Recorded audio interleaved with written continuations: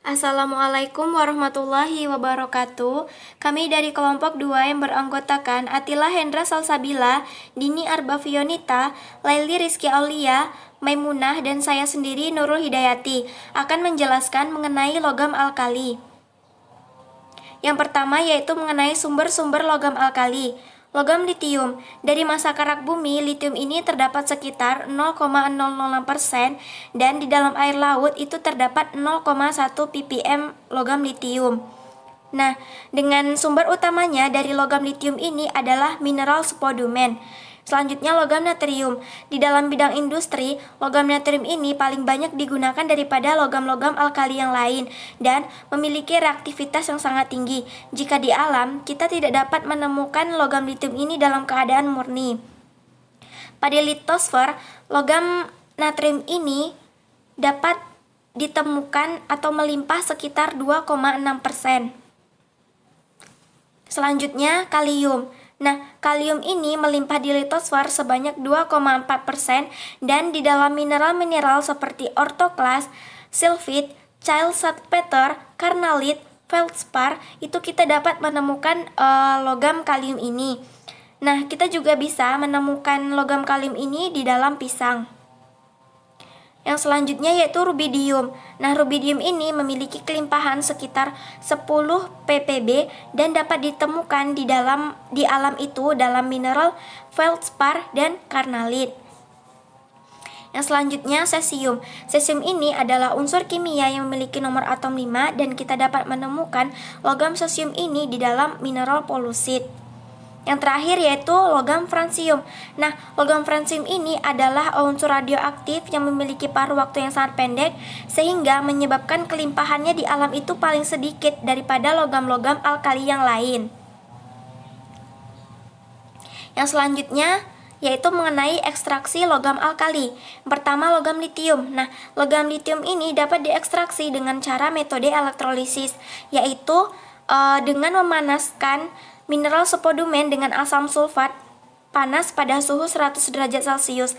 Kemudian nanti yang akan dihasilkan litium sulfat yang kemudian akan direaksikan dengan natrium karbonat yang menghasilkan litium karbonat.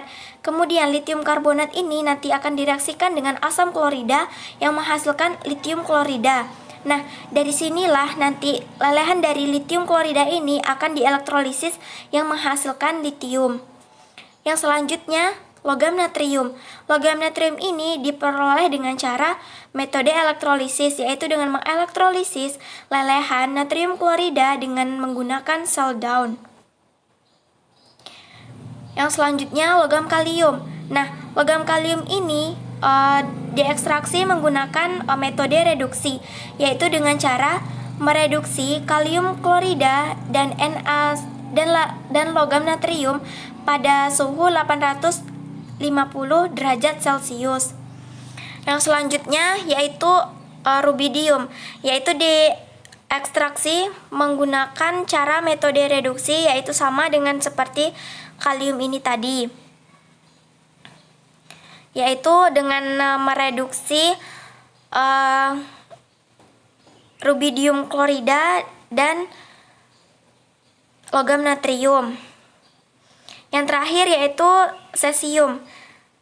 Nah, cesium ini diekstraksi yaitu dengan cara mereduksi lelehan cesium klorida tersebut dengan logam natrium. Jadi logam cesium ini juga diekstraksi yaitu sama seperti dengan logam kalium dan rubidium.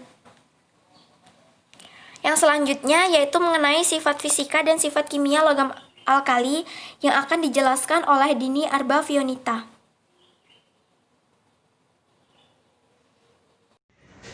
Baiklah, saya Dini Arbafionita. Di sini saya akan menjelaskan mengenai sifat fisika dan sifat kimia logam alkali dan juga penggunaan logam alkali.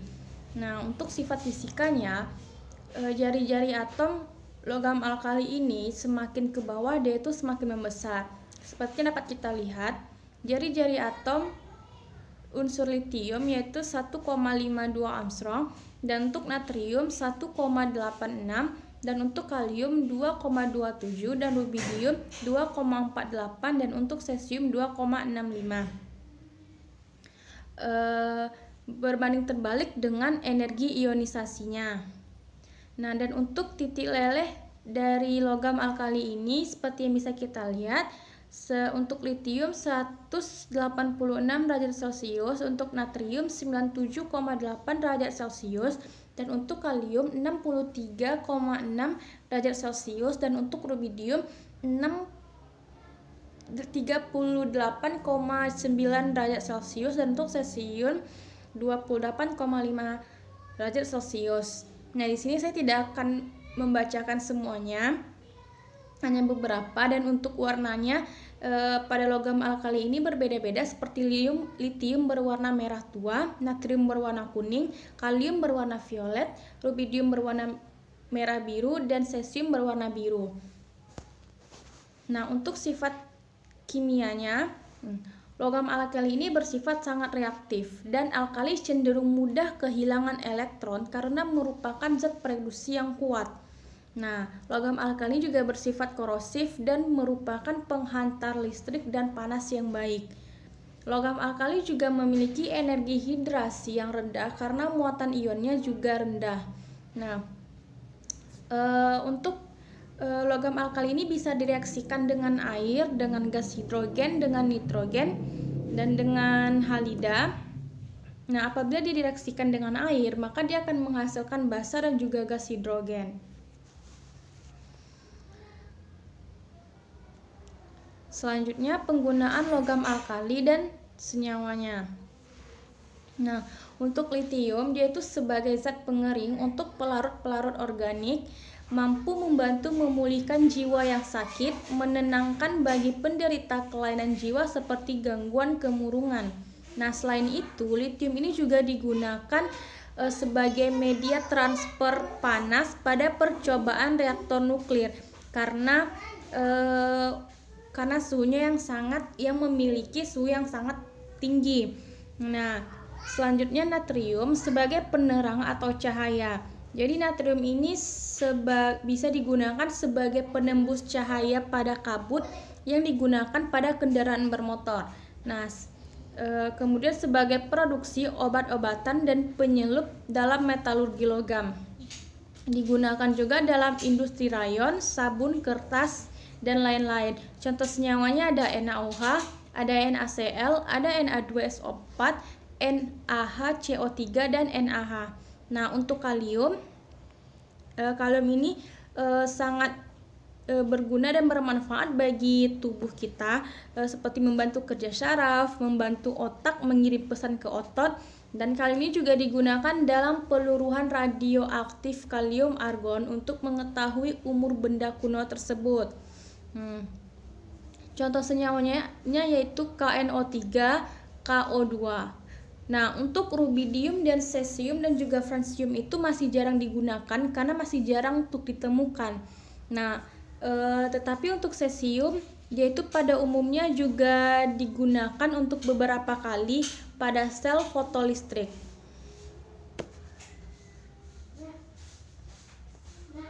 Assalamualaikum warahmatullahi wabarakatuh. Perkenalkan, saya Atila Hendra Salsabila. Di sini saya akan menjelaskan materi mengenai sintesis hidroksida garam-garam okso dan halida logam-logam alkali. Pertama, akan dijelaskan mengenai sintesis hidroksida garam-garam okso. Yang pertama adalah karbonat. Logam-logam alkali karbonat adalah satu-satunya senyawa karbonat yang dapat larut dalam air. Nah, salah satu senyawa karbonat yang terpenting adalah natrium karbonat atau Na2CO3. Umumnya, natrium karbonat ini dapat stabil dalam anhidrat, monohidrat, dan dekahidrat. Selanjutnya yaitu cara memperoleh natrium karbonat. Ada dua cara, yaitu pertama diperoleh dari bahan tambang trona, yang kedua dari proses solving. Nah, trona ini dia mengandung 90% karbonat, hidrogen karbonat, atau natrium sesquicarbonat. Natrium karbonat monohidrat dapat diperoleh dari ekstraksi trona yang ditambang kira-kira 400 meter di bawah permukaan tanah, kemudian diluluhkan dan dipanaskan di dalam pemanas yang berputar. Adanya proses ini mengakibatkan sesquicarbonat berubah menjadi karbonat. Selanjutnya, karbonat yang didapatkan tadi dilarutkan ke dalam air, selanjutnya disaring dan diuapkan hingga kering untuk mendapatkan natrium karbonat monohidrat. Selanjutnya, apabila dipanaskan, natrium karbonat monohidrat ini akan diperoleh natrium karbonat tanpa hidrat. Nah, dari proses penambangan trona ini, ternyata kebutuhan dunia terhadap natrium karbonat masih belum terpenuhi. Nah, kebutuhan ini harus dipenuhi dengan cara proses solvay. Adapun proses solvay ini membutuhkan beberapa reaksi sederhana, yaitu 2NaCl ditambah CaCO3 setimbang menghasilkan 2Na2CO3 ditambah CaCl2. Adapun reaksi kesetimbangan ini cenderungnya bergeser ke kiri dan bisa dilakukan beberapa tahap secara tidak langsung untuk menggeser kesetimbangan ke kanan. Tahap pertama yaitu masukkan CO2 ke dalam larutan yang telah dijenuhkan oleh NaCl dan amonia dengan reaksi yaitu CO2 ditambah NH3 ditambah H2O menghasilkan NH4+ ditambah HCO3-. Nah, adanya ion hidrogen karbonat dan ion natrium ini akan mengkristalkan natrium hidrogen karbonat yang mempunyai kelarutan dan temperatur yang rendah. Selanjutnya, tahap kedua yaitu dengan reaksi HCO3- ditambah Na+ menghasilkan NaHCO3. Nah, padatan hidrogen karbonat ini dapat dipisahkan dengan proses penyaringan, lalu dipanaskan dengan hati-hati untuk memperoleh karbonat. Lalu tahap ketiga yaitu dengan reaksi NaHCO3 menghasilkan Na2CO3 ditambah H2O ditambah CO2. Nah, adanya amonia dapat diperoleh kembali dari garam amonium yang dihasilkan pada reaksi pertama dengan menambahkan basa CaOH2. Selanjutnya, reaksi yang keempat yaitu 2NH4+ ditambah 2Cl- ditambah CaOH2 kali menghasilkan 2NH3+ ditambah CaCl2 ditambah H2O. Nah, kalium hidroksida dan karbon dioksida yang digunakan dalam proses tersebut diperoleh dari pemanasan batu kapur. Selanjutnya, reaksi yang kelima yaitu CaCO3 menghasilkan CaO ditambah CO2. Dan reaksi yang keenam yaitu CaO tadi ditambah H2O akan menghasilkan CaOH2 kali. Nah, dari keenam reaksi tersebut, penjumlahannya menghasilkan satu persamaan reaksi secara keseluruhan yaitu 2NaCl ditambah CaCO3 menghasilkan Na2CO3 ditambah CaCl2. Dengan adanya proses solvay ini mengakibatkan kebutuhan terhadap natrium karbonat menjadi terpenuhi. Akan tetapi, proses solvay ini memerlukan energi yang lebih besar, sehingga relatif lebih mahal jika dibandingkan dengan proses trona. Selanjutnya, manfaat dari natrium karbonat yaitu sebagai pembuatan kaca, terutama kaca baja, kemudian sebagai industri pada pulp dan kertas, dan yang terakhir sebagai industri deterjen. Selanjutnya yaitu bikarbonat, yaitu natrium bikarbonat atau NaHCO3. Cara pembuatannya yakni diperoleh dari NaCl melalui proses solvay dengan reaksi pembentukan produk antara Na2CO3 dengan reaksi NaCl ditambah CO2 ditambah NH3 ditambah H2O menghasilkan NaHCO3 ditambah NH4Cl. Nah, adapun manfaat dari natrium bikarbonat ini adalah sebagai soda kue. Selanjutnya yaitu nitrat dan nitrit. Yang pertama, senyawa natrium nitrat dapat terurai menjadi senyawa nitrit dan oksigen pada temperatur 500 derajat Celcius. Adapun reaksinya yaitu 2NaNO3 menghasilkan 2NaNO2 ditambah O2. Yang kedua adalah kalium nitrat yang dapat dibuat dari kloridanya dengan natrium nitrat. Adapun reaksinya yaitu KCl ditambah NaNO3 menghasilkan KNO3 ditambah NaCl. Nah, proses ini dilangsungkan pada temperatur 100 derajat Celcius karena KNO3 paling rendah temperaturnya yaitu pada suhu kamar. Senyawa ini dapat dipisahkan dan dimurnikan dengan kristalisasi bertingkat. Seperti halnya NaNO3, KNO3 juga mengalami dekomposisi yang sama pada pemanasan. Nah, adapun manfaat dari natrium nitrat dan natrium nitrit. Yang pertama, manfaat dari natrium nitrat sebagai komposisi bahan peledak, kemudian bahan bakar pada roket, dan sebagai kaca dan pelapis tembikar. Nah, selanjutnya manfaat dari natrium nitrit yaitu untuk mempertahankan warna pada daging dan untuk memberikan aroma yang khas sebagai aroma sapi atau keju dan sebagainya. Selanjutnya yaitu sulfat dan bisulfit. Pertama kita bahas natrium sulfat atau Na2SO4. Nah, natrium sulfat ini dapat diperoleh dari reaksi NaCl dengan asam sulfat pekat. Dengan reaksi 2NaCl ditambah H2SO4 menghasilkan Na2SO4 ditambah 2HCl. Nah, selanjutnya manfaat dari natrium sulfat.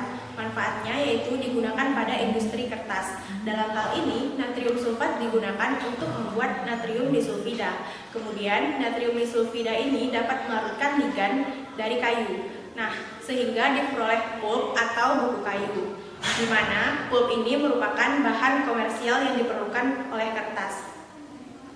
Adapun natrium bisulfit ini merupakan campuran garam yang larut dalam air, kemudian berbentuk padatan dengan bau sulfur dioksida. Nah, selanjutnya adalah sintesis dari natrium bisulfit tersebut. Sintesis natrium bisulfit dapat dibuat dengan mengolah larutan basah yang sesuai seperti NaOH ataupun natrium bikarbonat dengan sulfur dioksida. Reaksinya yaitu SO2 ditambah NaOH menghasilkan NaHSO3. Selanjutnya, SO2 ditambah NaHCO3 menghasilkan NaHSO3 ditambah CO2. Selanjutnya, kita masuk ke halida logam alkali. Nah, logam alkali ini adalah unsur yang paling elektropositif yang akan berikatan ion dengan unsur yang paling elektronegatif seperti halogen yaitu golongan 7A. Nah, adanya golongan halogen ini akan membentuk garam-garam yaitu halida logam alkali. Dengan reaksi 2M ditambah X2 menghasilkan 2MX. Nah, 2MX ini adalah halida dari logam alkali, di mana M ini adalah logam alkali dan X ini adalah gas dari halogen. Sebagai contohnya yaitu 2Na ditambah Cl2 menghasilkan 2NaCl. Ini adalah contoh logam alkali natrium dengan halida klorida. Nah, adapun gas halogen ini golongan 7A yaitu fluor, klor, brom, dan iodin. Nah, logam alkali ini juga bereaksi seperti dengan hidrogen, membentuk hidrida dari logam alkali.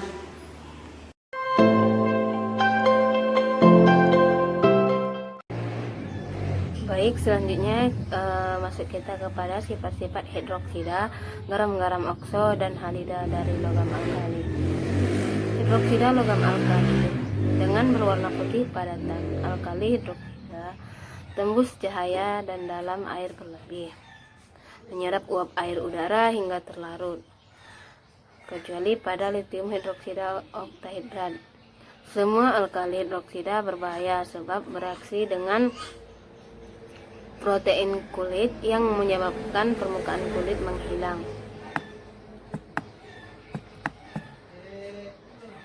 Natrium hidroksida dan kalium hidroksida diproduksi berbentuk butiran pelet dengan memasukkan lelehannya ke dalam cetakan. Pada karbon dioksida, alkali hidroksida sangatlah diserap oleh alkali hidroksida dari atmosfer berbentuk karbonat. Sebagaimana persamaan reaksinya, 2NaOH berbentuk aqueous tambah CO2 berbentuk gas menjadi Na2CO3 berbentuk aqueous ditambah H2O.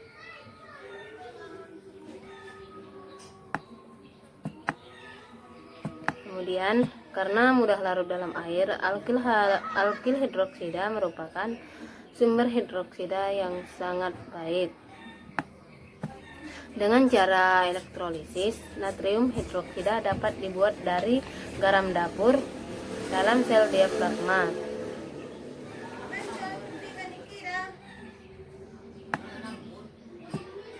Kemudian dalam sel diafragma asbes, ion-ion natrium dan klorida dapat menembus diafragma asbes yang basah. tetapi molekul-molekul gas hidrogen dan klorin tidak. Natrium klorida yang tidak terelektrolisis yang terkontaminasi dengan larutan natrium hidroksida diendapkan dengan pemekatan larutan tersebut, sehingga dengan penyaringan dapat dipisahkan. Ion klorida yang tidak terkontaminasi oleh larutan NaOH yang dihasilkan dan lebih pekat.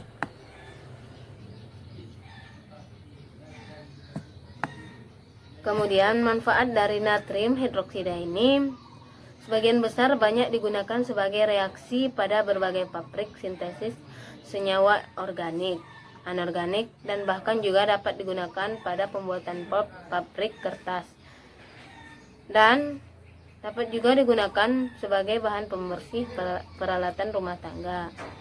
Biasanya serbuk campuran natrium hidroksida ini dengan aluminium akan menghasilkan AlOH4 dan gas H2 bila ditambahkan dengan air. Kemudian masuk kita kepada garam-garam alkali. Yang pertama ada natrium karbonat. Karbonat ini merupakan satu-satunya kelompok karbonat yang larut dalam air. Yang terpenting yaitu natrium karbonat ini stabil sebagai kristal anhidrat, monohidrat, dan dekahidrat. Yang diperoleh dari bahan tambang natrium karbonat ini mengandung 90% karbonat hidrogen.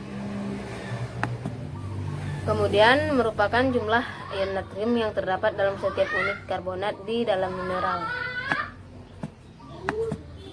Kebutuhan dunia akan natrium karbonat belum tercukupi akan proses penambangan dan melibatkan reaksi sederhana dengan proses solvay secara keseluruhan. Kemudian masuk kita yang kedua yaitu natrium hidrogen karbonat. Logam-logam alkali kecuali litium membentuk satu-satunya padatan hidrogen karbonat atau bikarbonat. Natrium hidrogen karbonat lebih susah larut dibandingkan dengan karbonatnya.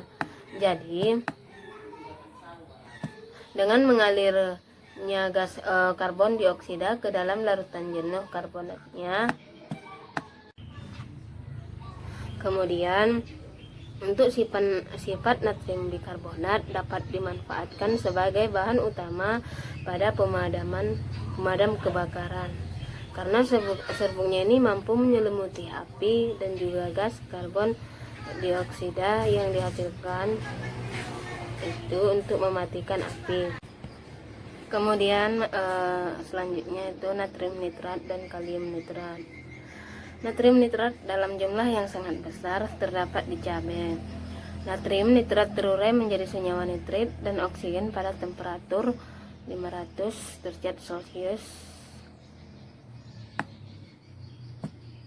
Kalium nitrat ini dibuat dari kloridanya dengan natrium nitrat dengan persamaan reaksi KCl dalam bentuk aqueous tambah natrium NO3 dalam bentuk aqueous menjadi KNO3 dalam bentuk aqueous ditambah dengan NaCl dalam bentuk aqueous. Karena KNO3 ini paling rendah kelarutannya pada suhu kamar, dapat dipisahkan dan dimurnikan dengan kristalisasi bertingkat. Kalium nitrat ini digunakan sebagai bahan untuk membuat serbuk peluru yang dicampur dengan arang kayu dan belerang. Terbentuknya gas sebagai hasil reaksi yang disertai dengan suhu tinggi mengakibatkan pengembangan mendadak sehingga terjadi ledakan. Kemudian halida. Sangat banyak sekali halida logam alkali yang terdapat dalam alam.